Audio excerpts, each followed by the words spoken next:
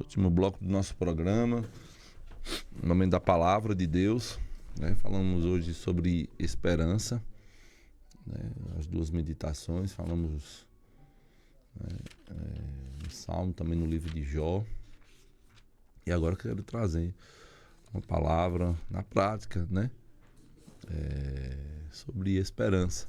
O texto está lá em Marcos, capítulo 5, dos versos 24 ao 34. Marcos, Evangelho de Marcos, capítulo 5, os versos 24 ao 34. Jesus foi com ele, e uma grande multidão seguia Jesus, apertando de todos os lados. Estava ali certa mulher que havia 12 anos, vinha sofrendo de uma hemorragia. Ela havia padecido muito na mão de vários médicos e gastado tudo que tinha, sem contudo melhorar de saúde. Pelo contrário, piorava cada vez mais. Tendo ouvido a fama de Jesus, a mulher chegou por trás, no meio da multidão, e tocou na capa dele, porque dizia: se eu apenas tocar na roupa dele, ficarei curada. E logo a hemorragia estancou e ela sentiu no corpo que estava curada daquele mal. Jesus, reconhecendo imediatamente que dela havia saído poder, virando-se no meio da multidão, perguntou: quem tocou na minha roupa? Os discípulos responderam: o Senhor está vendo que a multidão o aperta e ainda pergunta: quem me tocou? Ele, porém, olhava ao redor para ver quem tinha feito aquilo. Então a mulher, amedrontada e trêmula, ciente do que lhe havia acontecido, veio, prostrou-se diante de Jesus e declarou-lhe toda a verdade. Então Jesus lhe disse: filha, a sua fé salvou você. Vá em paz e fique livre desse mal. Né? Então esse é o texto, a palavra de Deus. Marcos, Evangelho de Marcos, capítulo 5, os versículos 24 ao 34. Né? E todo o contexto com esse texto mostra que Jesus é a esperança daqueles que estão desesperançados. Né? Jesus é expulso de Gadara, o capítulo 5 nos mostra isso. Né? Mas também foi calorosamente recebido, aí diz o verso 24, por uma grande multidão. Né? A gente vê no final do texto do Gadareno, né, que as pessoas estavam ali aliviadas, né, porque Jesus tinha partido, né, e agora uma multidão estava esperando Jesus de braços abertos em sua volta a Cafarnaum.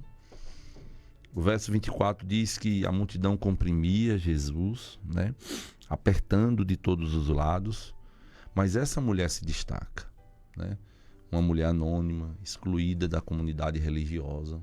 Ninguém sabe quem é.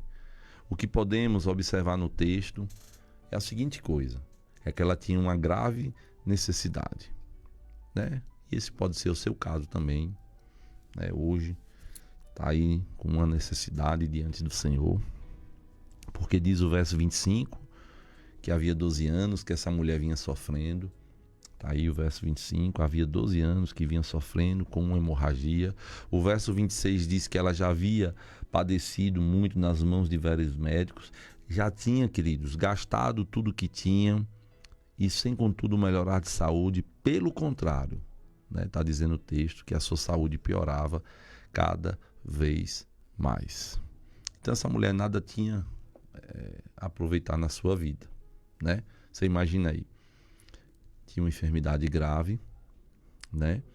Já tinha gastado tudo, o texto está dizendo, e sem melhorar.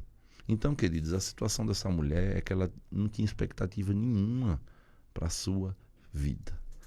E olha, a gente precisa crer na palavra de Deus que ela estava há 12 anos sofrendo com isso, viu? 12 anos. E a pergunta que fazemos é: como pôde suportar tanto tempo, né? Hoje tem pessoas que não querem passar por um sofrimento, por uma luta, nem um mês, né? E essa mulher suportou 12 anos, né? E um dia ela ouve falar de Jesus, né? Mas aqui há uma lição para nós. Essa mulher chegou em Jesus como o último recurso. Provou todos os tratamentos que o mundo podia oferecer. E hoje muitos são aqueles que procuram a ajuda de Jesus quando se encontram nas últimas. E essa é a nossa primeira lição. Jesus não pode ser o último recurso da nossa vida. Jesus é o nosso único recurso, né? E é Ele que nos mostra os demais, como devemos agir, o que devemos fazer, sim ou não? Então aprenda isso. Às vezes você está passando por lutas, por dificuldades, você busca tudo, faz tudo, mas a primeira coisa que você deve buscar é Jesus, é o Senhor. A sua orientação, a sua instrução, para que você possa fazer o que é certo. Se é cura, amém. Se é procurar os recursos da terra, Ele nos guia. O nosso Salvador sempre está exposto. Sempre Jesus está diante de nós, daqueles que são filhos de Deus. E esse Jesus é alguém fácil de abordar, queridos. É só você orar, é só você abrir o seu coração. Você já pensou nisso?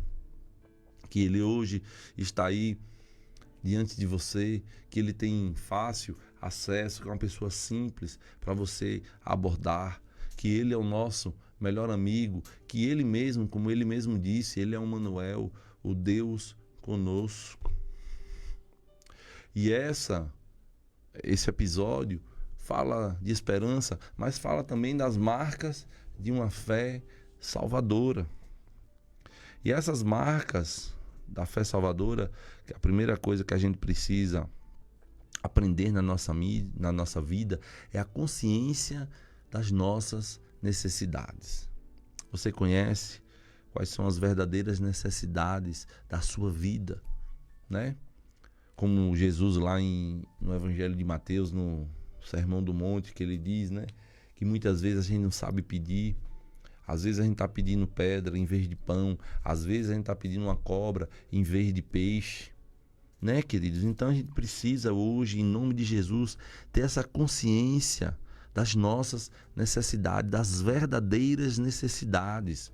Então a primeira coisa que você precisa é entender quais são as suas necessidades. Essa mulher estava ali, diz o verso 25, havia 12 anos, sofrendo de uma hemorragia.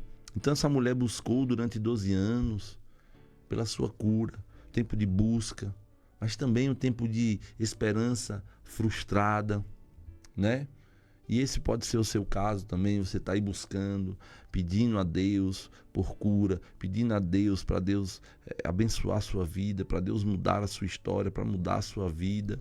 E olha, eu creio na vida dessa mulher, como pode ser na sua vida também, eu creio que nesse tempo de busca, nesse tempo de esperança frustrada, muitas vezes houve enfraquecimento da fé, né? Enfraquecimento da esperança. Com certeza na vida dessa mulher foram anos de sombras, lágrimas, noites mal dormidas, né? Talvez você também esteja sofrendo há muito tempo, apesar de ter buscado solução em todos os caminhos. Mas hoje, diante desse texto, você vai aprender a buscar a solução da pessoa certa, Jesus. Então, sofrimento prolongado, mas também era um sofrimento que gerava desesperança. O verso 26 diz, e ela havia padecido muito na mão de vários médicos, e gastado tudo o que tinha, sem contudo melhorar de saúde.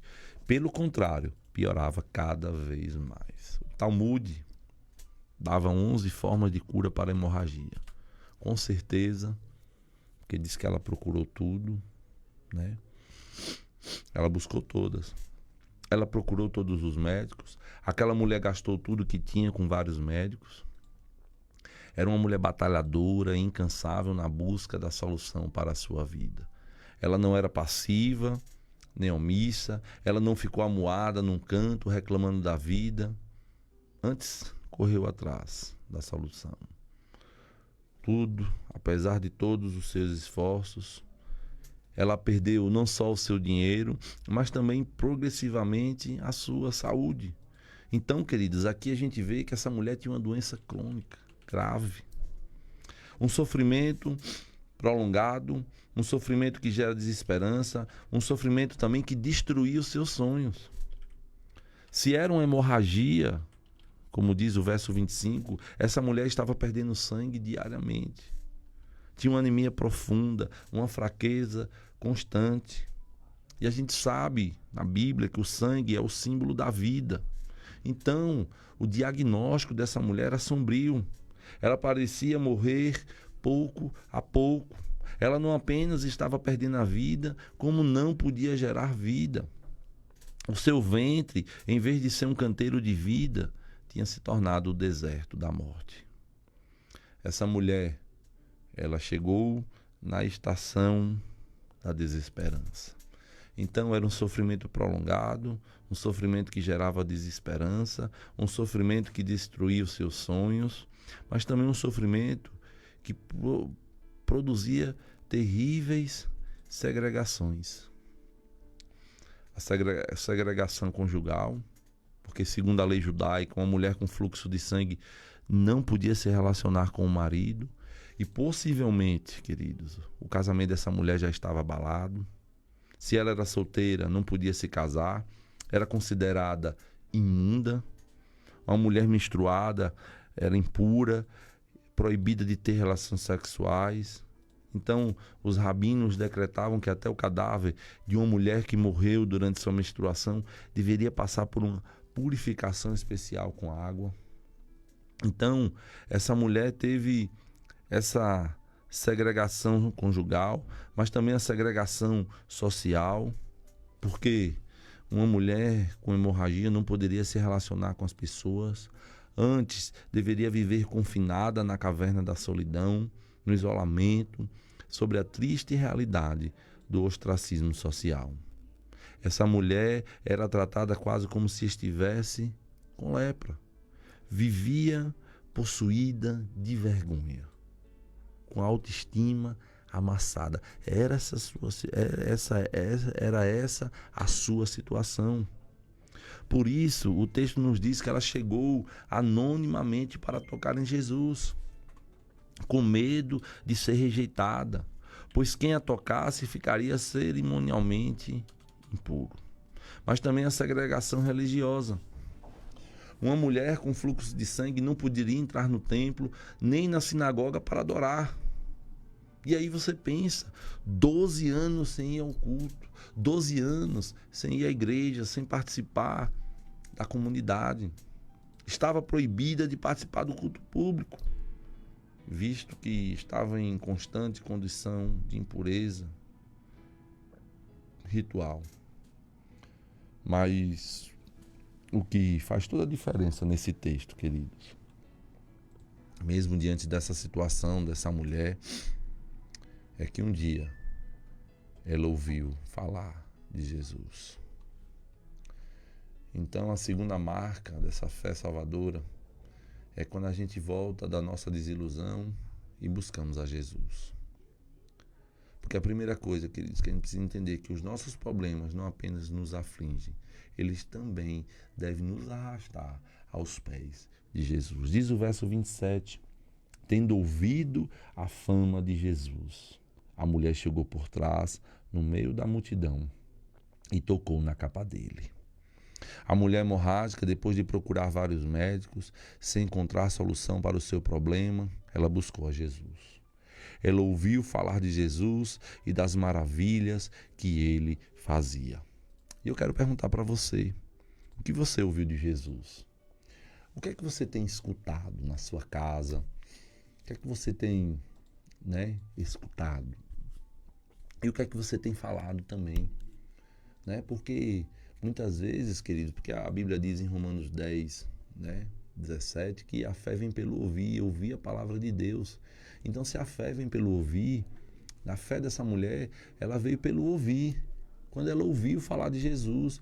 E o que é que a gente tem escutado na nossa casa, no nosso trabalho, As pessoas que a gente tem escutado, será que são pessoas de Deus, que têm colocado coisa boa na nossa, né, na nossa mente, no nosso coração? E também o que é que a gente tem falado também para outras pessoas? A gente tem proclamado a palavra de Deus, a gente tem falado das experiências que Deus fez, que Deus faz na nossa vida. É muito forte isso aí, tendo ouvido a fama de Jesus. Essa mulher ouviu falar de Jesus e das maravilhas que ele fazia. E o que essa mulher ouviu produziu tal espírito de fé que ela dizia para si. Olha o que diz o verso 8. Olha, produziu uma coisa tão especial no coração dela, uma fé tão forte, que ela disse aí, olha, se eu apenas tocar na roupa dele, ficarei curada. Essa é a pergunta. O que você escuta de Cristo produz fé? Né? Quando os nossos problemas parecem solúveis, ainda podemos ter esperança. Quando tudo parece estar perdido, com Cristo, olha, ainda há uma saída. Como eu falei, ela ouve sobre a fama de Jesus, ouve que Jesus cura, que Jesus dá vista aos cegos, que Jesus purifica os leprosos, que liberta os cativos, os endemoniados, que levanta os coxos, que ressuscita os mortos, que devolvia o sentido da vida aos pecadores que se arrependiam. Então, ela foi a Jesus. E quando ela vai a Jesus, ela foi curada. Quando nós tocamos as vestes de Jesus com fé, podemos ter a certeza da cura. E diz o verso 29, quando ela tocou o verso 28, né? E disse, olha, eu ficarei curada, e logo a hemorragia estancou, e ela sentiu no corpo que estava curada daquele mal. E Jesus no verso 30 diz, reconhecendo imediatamente que dele havia saído o poder, virando-se no meio da multidão, perguntou, quem tocou na minha roupa? O que houve de tão especial, queridos, num toque dessa mulher? Foi um toque intencional. Ela não tocou Jesus acidentalmente, não. Ela pretendia tocar. Foi um toque proposital. Ela desejava ser curada do seu mal que a atormentava fazia 12 anos. E você também já reconheceu a sua necessidade. Você hoje também, olha, tem um propósito na sua vida. Você também hoje tem algo a colocar nos pés de Jesus. Mas a terceira coisa que também foi um toque confiante. E fé é confiança em Jesus. Ela foi movida pela fé, pois acreditava que Jesus tinha poder para restaurar a sua enfermidade. Um quarto foi um toque eficaz. Diz o texto, o verso 29, que logo a hemorragia estancou. Quando ela tocou em Jesus, ficou imediatamente livre do seu mal. Foi uma cura completa. E aqui, queridos, olha, ela não recebeu apenas uma cura, mas ela recebeu 3 curas distintas. A cura física, diz o texto que o fluxo de sangue foi estancado. Cura emocional, porque diz o verso 34 que Jesus chama ela de filha. Jesus não desprezou essa mulher como ela vivia sendo desprezada. E lhe disse, lá no texto de Mateus vai dizer, tem bom ânimo, mas também ela foi curada espiritualmente, porque diz o verso 34, a sua fé salvou você. Isso nos traz lições. A mulher pediu a cura, apenas a cura física, mas Jesus é aquele que amplia as nossas expectativas. E é isso que Ele quer fazer com você. Você hoje pode estar pedindo algo ao Senhor, mas Deus quer fazer grandes coisas na sua vida. Deus é o Deus que aumenta as nossas expectativas. Mas a última marca dessa fé salvadora é quando a gente quer o contato com Jesus. E esse é o nosso maior objetivo de vida. O texto nos diz que essa mulher desejou, no verso 27, ouviu a fama de Jesus, tocou na capa dele e foi curada. E Jesus frequentemente estava no meio da multidão. Jesus sempre a atraiu. Muitos seguiam Jesus por curiosidade, mas deles não tiravam qualquer benefício. Eu quero dizer para você que Jesus conhece aqueles que o tocam com fé no meio da multidão. E não foi o toque da sua mão que lhe assegurou a cura, mas foi o alcance da sua fé. Não foi o toque da superstição, mas da fé. E pela fé nós cremos, pela fé nós vivemos, pela fé nós permanecemos firmes, andamos e vencemos. Pela fé nós temos paz e entramos no descanso de Deus. A multidão vem e a multidão vai, mas só essa mulher o toca e só ela recebe a cura.